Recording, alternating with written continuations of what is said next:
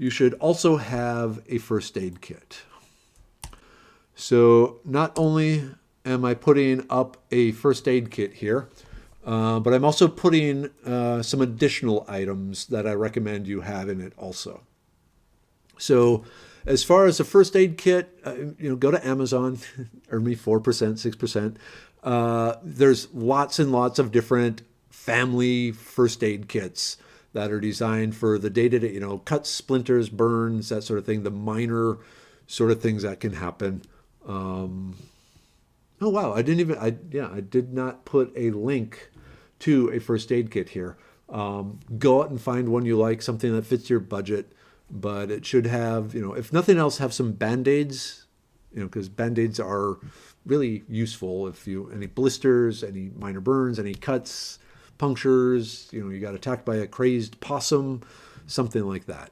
But a general first aid kit. Things you want to add to the kit. And these are things based on my training as a first responder, the sort of things that I saw just used over and over and over and over.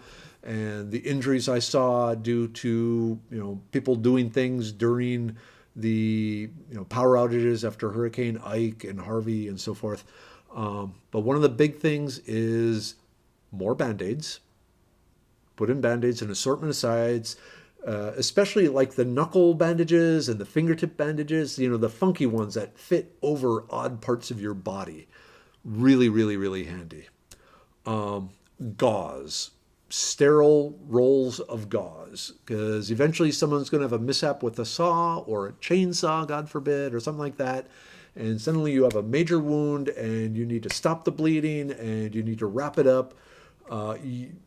Gauze, lots of rolls of sterile gauze, as much as you can, maybe not as much as you can afford, but like a 12 pack or a 24 pack at the bare minimum, just to have on hand. Because like I said, this is for you and your family, but if there's people, taking out trees that fell down in the storm and one of them gashes themselves terribly, which happens a lot, and you have the stuff to, take care of it, guess whose yard gets cleared out first? Something to think about. So lots of gauze. Gauze is by far the number one EMT used medicinal thing. Antibacterial cream. So again, in a grid down, poor hygiene sort of situation without a lot of water, you want to put on the Neosporin or something like that, just to protect a wound from getting infected, because the chance of getting infected is higher, and the ability to treat the infection once it sets in, going to the hospital, becomes much harder. One of the things in my neighborhood during Hurricane Ike, a person stepped on a nail and it went right through his foot. I mean, it was sticking out. So he went to the emergency room, and it was over it was 16 hours that he was at the emergency room. It took 12 hours before anyone even saw him, and then another 4 hours before they finally released him. Just because there were so many other people with burns and other horrible injuries that he was sitting there with a nail through his foot for, 14 hours and then 16 hours before he was released, 12 hours, something like that. You want to have some sort of bacterial cream to protect anything, because you don't want to need medical help. There's all sorts of people out there that need medical help. They are swamping the hospitals and so forth if they can even get to it. You don't want to be one of those. So you want to have, ways of preventing an infection. So some sort of antibiotic cream. Thermometer, not that useful. In the, at this point, the numbers on the coronavirus of COVID-19 are still looking like the hot weather will come before it really spreads. But by next fall, when the cold weather comes and it pops up again, like what happened with the Spanish flu after World War II and stuff. World War One. World War One. That's when it became a problem. But for now, for a 72-hour kit, a thermometer is just good to have on hand for your family, for your household, just as a matter of principle. For checking if you have a fever, if you have a sick, if you can call in work and say, I got a temperature of 102, you don't want me coming to work. Or I got a temperature of 105, I need to seek medical help. So a thermometer, just something you should have. And most of the first aid kits don't have it. Of course, examination gloves. Every year I have to go through what they call the bloodborne pathogen training. Because if you are dealing with someone's blood, you don't know what's in their blood. And so the goal is to not let any of that blood get on you, so you don't have to risk getting any sort of hepatitis or anything like that. So examination gloves, the blue vinyl, doctor's gloves, they are very, very hard to find right now. And I recommend, for the most part, until you see the shelves really stocked with them, leave them there for the doctors.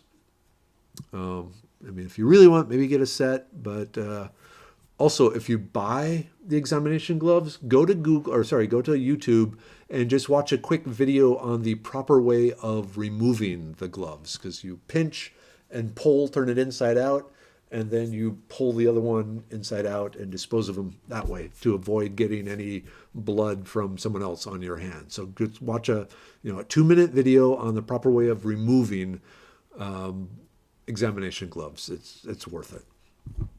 Another thing I have on there is what's called vet wrap. Those of you who have ever given blood or had blood drawn at your yearly health checkup, it's that weird self-sticking tape they put on, and it just kind of clings to that. That stuff is great for keeping the gauze on wounds, to immobilizing a sprain, or even, God forbid, a broken arm or an ankle or something like that. Extremely useful. If you buy the human grade stuff, it's really expensive. If you buy the vet grade, the stuff designed for veterinarians, for animals, it's the same exact stuff, and it's like a third of the price. So I put a link there for that. Good to have. It's non-sterile, so you need to put sterile gauze and then this other stuff around it to hold it in place. But it's way, way, way better than that old white surgical tape. It's, it holds in water and sweat and things like that. So really, really, really good. That Kerflex, that vet wrap, really, really good stuff to have, because you can do so many things with it. Worst case scenario, you can replace a fan belt on your car with that if you wad it up strong enough. Another thing, burn gel. This was in all the first aid kits in all the laboratories I've ever worked in, because chemists are notorious for burning themselves. But it's these little packets of like an aloe vera type cream plus a lidocaine, so a topical painkiller plus some soothing healing type creams. Good for 1st degree or 2nd degree burns where the skin has not broken. If you have a 3rd degree burn where you have an open blister or oozing sore, you do not want to put anything in that, because anything that goes in that wound, when you finally get to medical help, they are going to scrape out or otherwise remove, and it's extremely painful. If you have a 3rd degree burn, sterile gauze and the vet wrap around that, and go seek medical help. But 1st degree and 2nd degrees, this burn gel stuff, it works really, really well. So if you burn yourself while cooking, or you touch the hot exhaust of a generator or a chainsaw, and you got a 2nd degree burn, or you made the water too hot in the 2nd tub of your dishwashing thing, and you scalded your hand, the burn gel, really, really, really good stuff. Like I said, it has the aloe vera type healing and the lidocaine type pain relief, because you probably don't have ice or anything like that. So really, really, really good. So some burn gel, really good. Tourniquet. You see, I have a tourniquet, and I keep mine in my vehicle. This is, so again, story time. Hurricane Ike, we lost a bunch of trees in the neighborhood, and pretty much everyone that had a chainsaw was out there cutting up the trees. And that's why I realized a lot of people who have chainsaws don't know how to safely operate a chainsaw. They got it for their hunting shack or something like that. And chainsaws were flinging all over the place. And there were a number of really bad chainsaw injuries throughout the Houston area. Thank God there were none in our neighborhood. But any sort of really, when a limb is lopped off or an arterial type thing, obviously you start with direct pressure.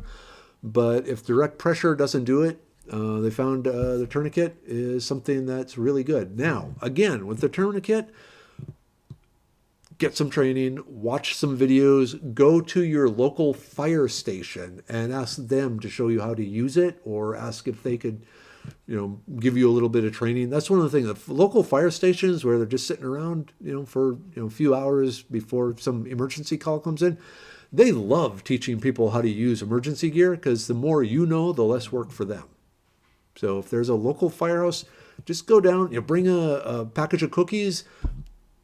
You might want to bring home-baked cookies, and they would really appreciate home-baked cookies, but there are certain health regulations and so forth, because the last thing they want is the fire department all sick with something. So don't be offended if they say, oh, I'm sorry, we can't take these home-baked cookies, because there are bad people in the world, and knocking out the fire department before doing something really bad, that's a common technique for some certain terrorist groups. So, bring a package of double stuffed Oreos or some other sealed cooked goods and say, hey, thanks for the great work, guys. You are awesome. How do I do CPR? Because you'll see the CPR mask is the other thing I have on there. And this, again, is something that needs training. It's really cool how, like, high schools, they always teach their students CPR each year in, like, the health class or something. Merriwether just got certified 2 weeks ago in it. But if you just look online, a lot of the fire stations have like one night a month where they will do CPR training. Very, very useful, especially again in a grid down situation. People are doing physical activity that they're not used to, and they have a heart attack. So the ability to do CPR is really useful. The CPR mask, what that is, it's basically a thing that covers your face and goes over the nose and mouth of the person that needs a CPR, and there's a one-way valve there. Because when you're doing CPR on a person, there's an extremely high chance at some point they are going to vomit. And if your mouth is on their mouth when they vomit, you get the vomit. And that was actually one of the biggest reasons people did not want to do CPR, is because they were afraid of getting the vomit. So the CPR masks were developed that keep the vomit, from getting into you. So really, really, really good thing. They make little disposable, like plastic. It's almost like a baggie you put over the person's face. I keep one of those in my keychain. I keep one of those in my teaching bag. Just, God forbid I ever have a student go down with a heart attack, I'm prepared to do the CPR on them and not drink their vomit. But these masks are really good because they fit over the mouth, and it actually makes the overall process of doing CPR a little easier because it covers the mouth and the nose. So when you're blowing in, you don't have to do the nose pinch and all that things, and you already kind of have that going on there. So really, really, really handy. Kevin Marshall, yes, super glue to seal cuts. That's a great thing. I actually didn't even think of that. But yeah, that was another thing they trained. One thing though, especially in a grid down, hurricane, earthquake sort of thing, if you seal a wound, it's very common for people to, super glue a wound shut. If there's any bacteria or anything there, you are going to cause a really bad infection. It's better to leave the wound open so you can flush it out once a day with some, soapy water or something like that, just to make sure there's no bacteria in it, rather than gluing it shut. Just some basic EMT training stuff there. But yeah, Kevin, sanitary napkins, that's another good one for especially, if you stopping bleeding. Oh, Kathy, that's a great, one more thing for the first aid kit, something for a toothache. It seems like toothaches, especially if you have kids, hit at inopportune times. So yeah, an aspirin and ibuprofen usually don't help much. Like a oral gel or something like that might be a thing for that. Clove oil actually works pretty well for a toothache too, especially if you have a cavity. Yeah, Sandra Buck mentions that the latex examination gloves, they break down, especially if they're stored in your first aid kit in the car. So when you finally, if they've been in there for 3 years, especially in Houston where, the inside of your car can get 120, 140, you go to put the glove on so you can help, and it just falls apart and it just tears apart. So unfortunately with the gloves, that's something you ideally want to replace like every 2 years, just to keep on the safe side, or, keep them in your car for a year, rotate them to the house, and put a fresh one in your car and go that way. So yeah, the breakdown of the gloves is a big thing. David, yeah, some Pedialyte stored for dehydrations. That's a really good thing. Uh, the You can get the freeze pops, the Pedialyte freeze pops. We used to have those for the kids, but you can store those in your freezer, or you store them in a heavy duty plastic bag in case they do rupture. But really, keep them in your freezer, because then when the power goes out, you got at least frozen for a little while, and it helps keep the food cool. But those work really good too for rehydrating people. Yes, Kathy, it's the higher humidity. But in Texas, high humidity and hot weather kind of come together. Sandra or Tefla spelling, I'm not sure what you're trying to say there. Yeah, the chainsaw isn't for someone with zero experience, but I saw stuff that I had the tourniquet just in my back pocket, because there were people that really were just doing crazy stuff with chainsaws. Ooh, yeah, the Chad makes a good point. The neighborhood lifeguards, while you're at the pool, talk to them about the CPR and things like that. Oh, cool, Deborah, you do the heart saver. Chris McMartin, Quick Clot. That's another thing that's good. That's a little more expensive, but Quick Clot is a powder, or sometimes they also make bandages infused with Quick Clot, that if you have a really bad wound where direct pressure isn't stopping it, you sprinkle this stuff in there and it coagulates the blood. There's a really neat one out here now. That's basically it's a mixture of iron oxide, no, ferric oxide, yeah, ferric chloride, iron, basically iron, and the sterile version of the thickening agent from the diapers, super absorbent diapers. And that stuff works really well. The original Quick Clot was made from proteins extracted from shrimp shells, and it had two issues with it. One, it was a kind of a chemical reaction, and it would get really hot. When you put it on the blood, it would get really hot. It wasn't designed to cauterize the wound, but it got really hot, and certain people ended up with burns and so forth. So it kind of fell out of favor for that. But also, if you had a shellfish allergy, the Quick Clot, the original formulation of the Quick Clot, could trigger that. And suddenly you're in anaphylactic shock while trying to stop bleeding. And it's just a bad combination. The newer formulations of Quick Clot don't have those problems. It might be the iron superabsorbent polymer type stuff that they switched to. But that's a really good thing, especially if you're in a situation where people are running around with chainsaws or things like that. A number of the better first aid kits that you can buy, the big family kits, will usually have a small packet of Quick Clot in it, or you can look for that. But yeah, thank you, Chris. I completely forgot about that. Oh yes, yeah, the cayenne pepper will help too.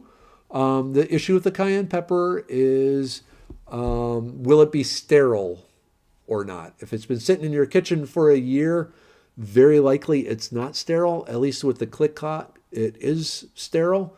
But if that's all you have, yeah, go with the cayenne pepper.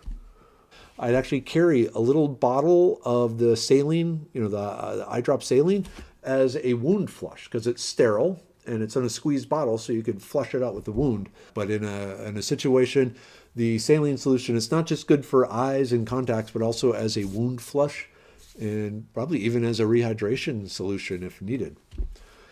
So the next thing is really big. The emergency binder. And